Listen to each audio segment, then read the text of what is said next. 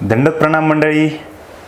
कधी आपल्यासोबत असं घडलं आहे का की आपण एखाद्या गोष्टीचा मनोरथ करावा, आपण एखादी गोष्ट मनामध्ये इच्छिली असावी, ज्या गोष्टीची आपल्याला प्राप्ती व्हावी अशी आपण इच्छा करावी, आपण भगवंताजवळ प्रार्थना करावी आणि आज नव्हे उद्या नव्हे काही दिवसांनी का होईना पण ती गोष्ट आपल्याला नक्कीच भेटली असावी. ही गोष्ट ही प्रत्येक माणसासोबत घडलेली आहे. खरंच देव आपलं जाणतो, खरंच देव आपलं ऐकतो का?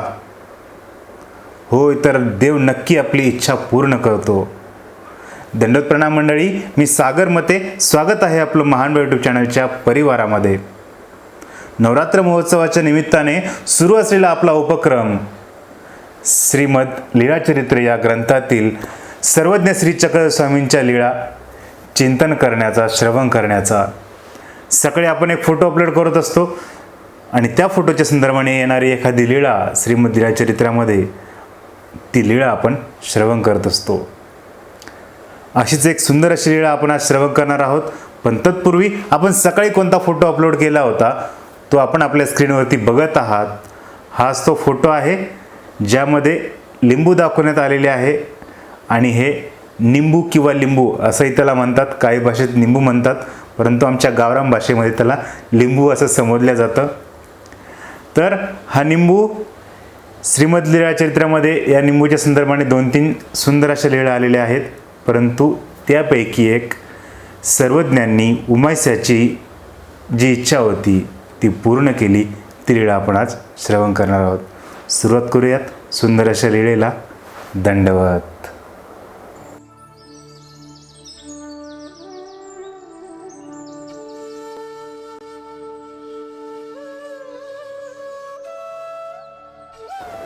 जीव कल्याणकारी अवतार, जीवांच्या कल्याण व्हावं, जीवांना मोक्षाचं ज्ञान मिळावं या निमित्ताने सुरू असलेली भटकंती, भ्रमंती सर्वज्ञ श्री चक्रधर स्वामींची महाराष्ट्र पूर्ण हा पायी परिभ्रमण. या परिभ्रमणाच्या काळामध्ये आमच्या सर्वज्ञ श्री चक्रधर स्वामींचं वास्तव्य रामसगावला. रामसगाव म्हणजे या मराठी भाषेची आद्य कवयित्री महदंबा तिचं नाव, त्या महदंबेचं ते गाव म्हणजे रामसगाव. या रामसगावला खूप सारा इतिहास आहे पुरातन. रामाचाही संदर्भ या रामसगावला येतो. आजही तुम्ही रामसगावला जा कधी, तेथील तुम्हाला ते ऐतिहासिक गाव नक्कीच बघायला भेटेल. पुरातन वाडे, पुरातन घरे तिथे आजही बघायला आहेत. गाव अतिशय सुंदर आहे.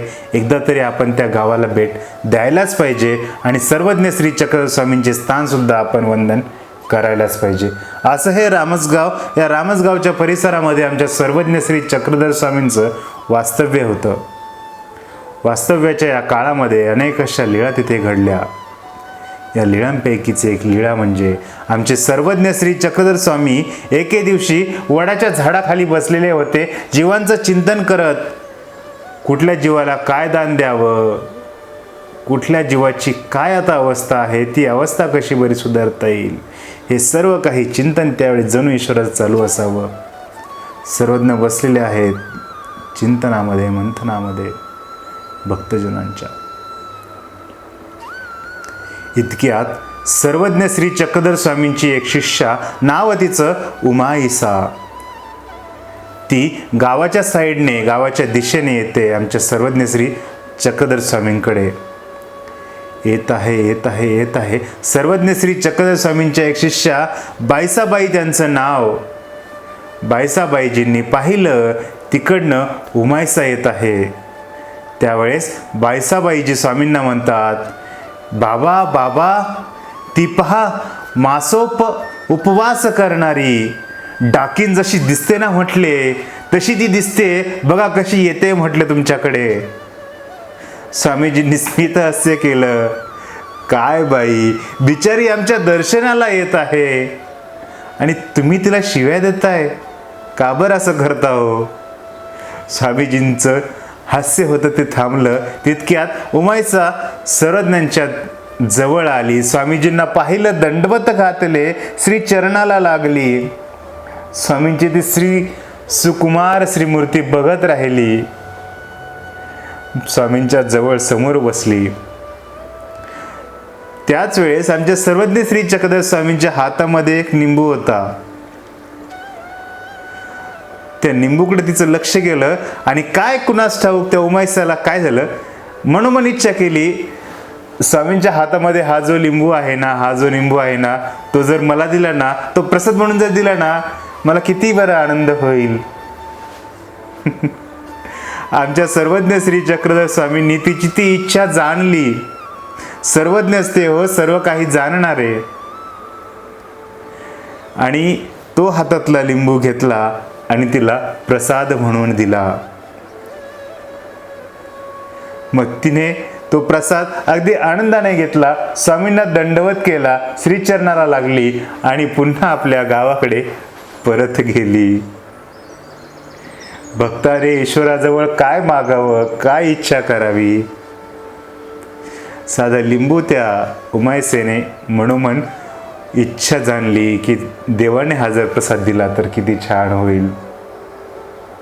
भगवंत मनोरथ पूर्ण करतोच.